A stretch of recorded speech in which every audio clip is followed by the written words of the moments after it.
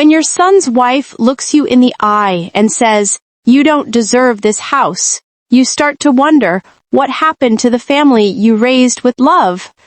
This is Jennifer's Stories. Tell me in the comments where you're watching from and if you've ever been betrayed by someone you once called family. I'd love to hear your story. My name is Linda, and all I ever wanted was peace in my later years. I worked hard, saved every penny, and built a small but beautiful home with my late husband. It wasn't much by city standards, but it held 40 years of memories, birthdays, family dinners, laughter, even the quiet nights when the rain tapped against the windows. After my husband passed, my world shrank to two things, my garden and my son, Daniel. He was my pride, kind, thoughtful, always checking in. Or so I thought. Then he met Amber. At first, she seemed like the kind of woman any mother would be thankful for. Elegant, polite, and always smiling. She called me Mom the first day we met. It felt genuine, the warmth in her eyes, the sweetness in her tone. But as months passed, I started to see little cracks in that perfect mask. She'd criticize the way I decorated the house.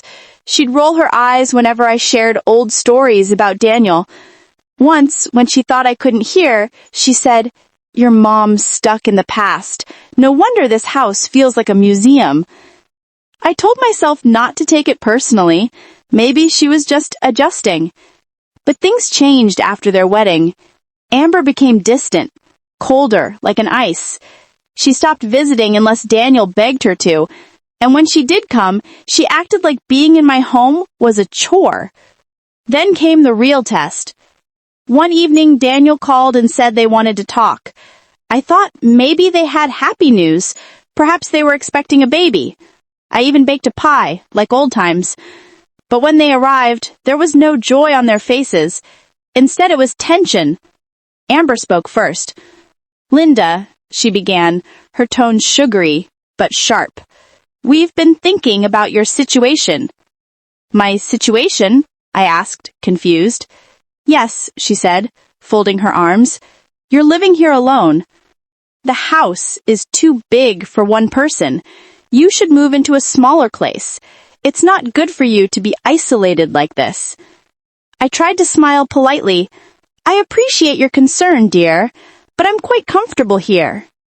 Amber sighed, as if she expected that answer. "We actually thought you'd say that, which is why Daniel and I are already starting looking into options. Assisted living communities, small apartments." "Wait," I interrupted, my stomach tightening. "You're planning this without me?" Daniel rubbed the back of his neck. "Mom, we're just trying to help. You've had a lot to manage since Dad passed."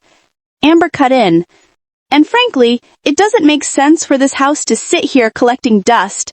Daniel and I are ready to start a family, and this place, it's perfect." For a moment, I couldn't breathe. I looked at my son, the boy who once promised me he'd never let anyone take advantage of me. "Are you saying you want my house?" I asked, softly. Amber smirked. "We're not taking it. We're just asking you to be reasonable. Transfer the deed and we'll handle everything. You'll have your peace and we'll have our space. Everyone wins." Except me. I stared at them both, my hands trembling. "This is my home. Your father and I built this place with our bare hands. Every corner holds our life together. You can't just—" Amber's tone turned sharp. "You can either make this easy or make it ugly." Daniel's eyes darted away. He didn't defend me. That hurt more than anything Amber said. Then, in one horrifying instant, the situation exploded. I took the papers Amber slid toward me, legal forms already filled out with my name, and tore them in half. Amber's face twisted with rage. Before I could react, she stepped closer and slapped me. The sound echoed through the room like thunder. I didn't cry. I didn't shout. I just stood there frozen, one hand on my cheek, my heart shattering into pieces I wasn't sure could ever fit together again. Amber hissed, "You'll regret that." And for the first time in my life, I looked at my son and saw a stranger. The rest of that day felt like moving through fog. Everywhere I turned, the echoes of that moment, the slap, the gasps, the shame, all played on repeat inside my head. But underneath the hurt, something far more powerful began to stir. Clarity. For years, I had been quiet, patient, and forgiving. I had told myself that family comes first, that love was worth enduring small humiliations. But this was different. I drove home in silence, gripping the steering wheel so tightly my knuckles turned white. The glow of the streetlights streaked across the windshield as I replayed her words, "A woman your age doesn't need that much space." How quickly people forget the sacrifices others make for them. When I reached my small house, the one I'd bought with my late husband's savings, I sat in the car for a long time before going in. The night was still, the crickets singing somewhere in the bushes.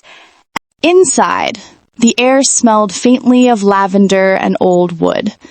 On the hallway wall hung family photos. My son's graduation, his first apartment, the day he'd brought that woman home for dinner. I paused before one of the frames, touching the glass lightly. "Where did I lose you, Daniel?" I whispered. He had been such a kind boy once, the kind who leave me little notes on the fridge or surprise me with flowers from the corner shop. But since marrying Amber, he'd become someone else, someone colder, someone who looked through me, not at me. I sank into the couch and stared at the faint reflection of myself in the dark TV screen. My face looked older than I remembered. Tired, yes, but there was something else now. Something steel-like behind the eyes. For the first time in a long while, I didn't feel like the victim. It was around midnight when I finally made the call. My hands trembled slightly as I scrolled through my contacts until I reached the name Michael, legal. "Linda?" His voice came through groggy but alert. "I'm sorry for calling this late, Michael," I said softly, "but I need you to prepare something for me. The documents we talked about a few years ago." There was a long pause. "Are you sure you want to go through with that?"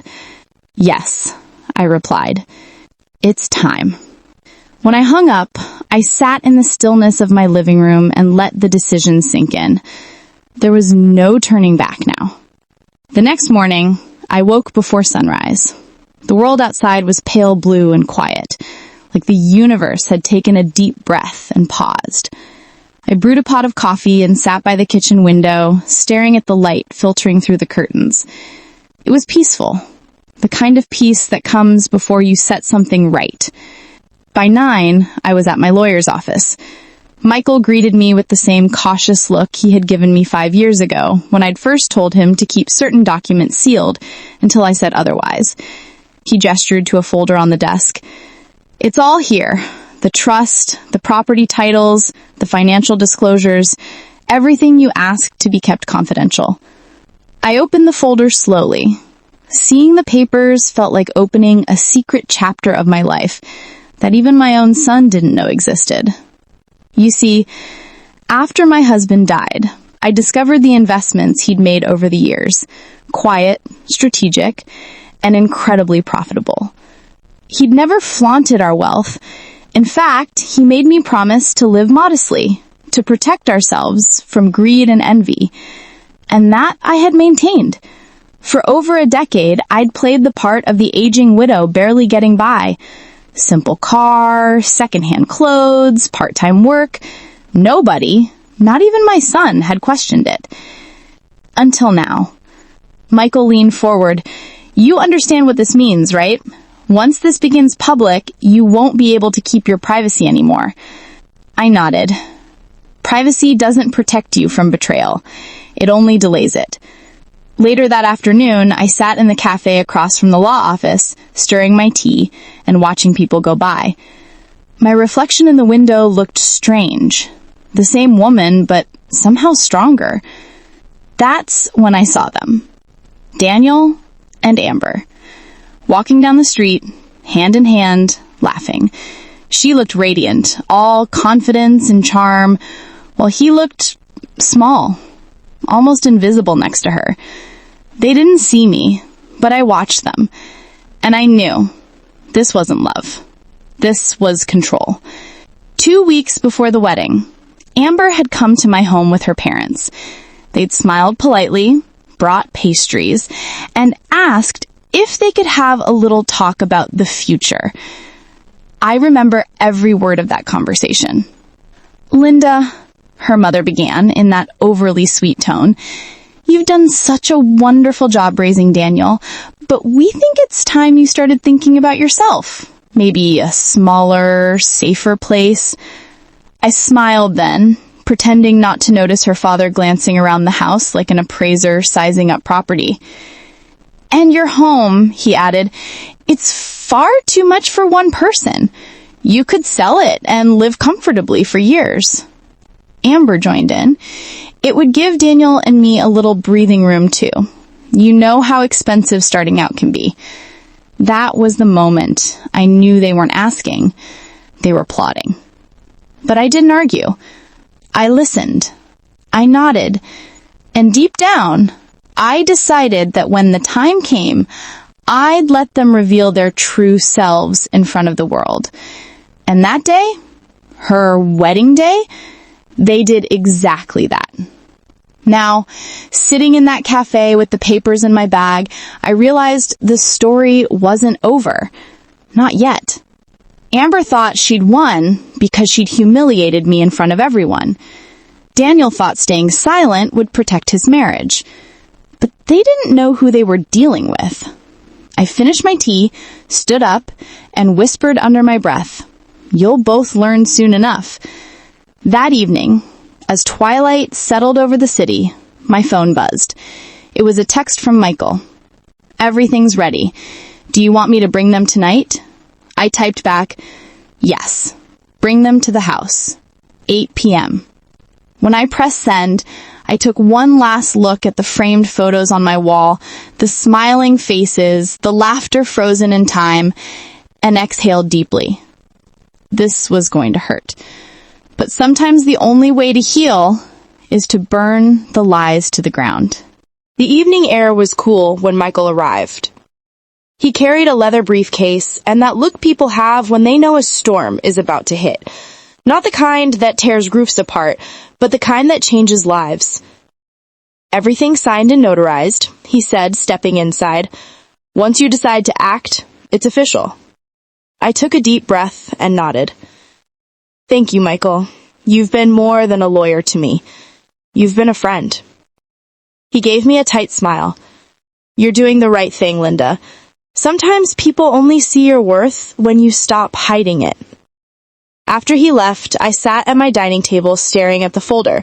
My late husband's name at the top of each page was like an anchor, a reminder of the man who'd taught me dignity, patience, and strength. I thought about Daniel, my son. The boy who once built tree houses with me in the backyard, who cried when his father died, who promised to always protect me. What had happened to him? Had love blinded him that much? Or had comfort and pride turned him into a stranger?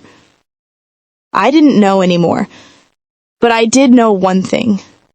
It was time for him to see the woman behind the mother. The next morning, I called Daniel. My voice was calm, almost gentle. "Could you and Amber come by the house this afternoon?" There was hesitation on his end. "Why? What's this about?" "I just need to give you something," I said softly. "Both of you." They arrived at 3. Amber walked in first, her perfume thick, her smile tight and practiced. Daniel followed, looking cautious. Not angry, not kind, just detached. "I'll get to the point," I began, placing the folder on the coffee table. "These are some papers I think you both should see." Amber leaned forward, curiosity flickering in her eyes. "Is this about the house again, Linda? Because if this is—" "No," I interrupted. It's not about the house. It's about me. Something I should have told you long ago. I opened the folder slowly and slid a few pages toward them. Titles, bank statements, trust declarations. Their eyes widened almost in unison. Amber blinked confused. What is all this? It's everything my husband and I built, I said quietly. Investments, properties, savings. Hidden. On purpose. We lived modestly to protect it. Even Daniel never knew. Daniel's mouth opened slightly, his voice barely a whisper. Mom, this can't be real. It is. I met his gaze. Calm, steady. While you were planning your wedding, I was deciding what to do with it all. I wanted it to go to someone who understood value, respect, gratitude. Amber's face changed color. Are you saying you're rich? I smiled faintly. Let's just say I'm not the helpless widow you thought I was. The room went silent. I could almost hear her heartbeat racing. Her eyes darted across the papers, millions in assets, a trust fund, and properties registered under my name. Then her mask cracked. So that's why you never wanted to move? You were sitting on all this while pretending to be poor? Her voice trembled between disbelief and fury. Yes, I said calmly. Because money changes how people treat you. And I wanted to know who really saw me. Not what I had. Daniel sat back, pale, realizing slowly that his silence all those months had come at a price. I gave you both a chance. I let you show me who you were when you thought I had nothing to offer. And you did. Amber stood up abruptly. You can't seriously think this little performance changes anything. Daniel and I raised a hand, cutting her off. Daniel? He looked at me, eyes wet now. I'm leaving everything in a foundation for children who lost their parents early. Kids who still believe in kindness, in decency. Amber froze. You can't do that. I already did, I said softly. You see, I don't need revenge. I just need peace. Her face twisted with rage, but there was nothing left to say. Daniel didn't look at her. He just looked at me. Really looked. For the first time in years. Mom, I'm so sorry. I felt my chest tighten. For a moment, the anger melted away, replaced with something softer. Sadness, maybe. But I didn't cry. Apologies are only real when they change what happens next, I said gently. Go live differently, Daniel. That's all the forgiveness I can give. They left without another word. The house was quiet again. The kind of quiet that felt earned. Not lonely. I stood by the window, watching their car drive away until the taillights disappeared. It was over. And for the first time in years, I felt light. That night I made myself a cup of tea and sat on the porch, watching the stars peek out one by one. The wind brushed against the trees, and somewhere inside I felt my husband's presence. Proud, approving. I whispered into the night, We did it, Robert. We protected what mattered. Days turned into weeks. Word spread, of course. People talked. About the slap, the humiliation, the shocking revelation. But none of it mattered. I still worked part-time at the flower shop. Still drove my old car. Only now I carried a quiet satisfaction that no one could touch. Because I knew the truth about what love, greed, and dignity really looked like when stripped bare. Some people seek justice in courtrooms or through revenge. Me, I found mine in silence, truth, and a single, carefully timed revelation.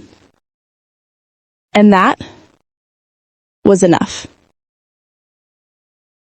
If you were in Linda's place, would you have revealed the truth or stayed silent to protect peace?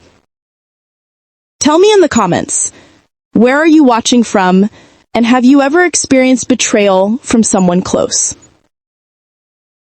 This was another real-life story from Jennifer's Stories, where we bring you powerful tales of family, choices, and the hidden strength we often forget we have. Subscribe, stay kind, and remember, the quietest people often carry the loudest truths.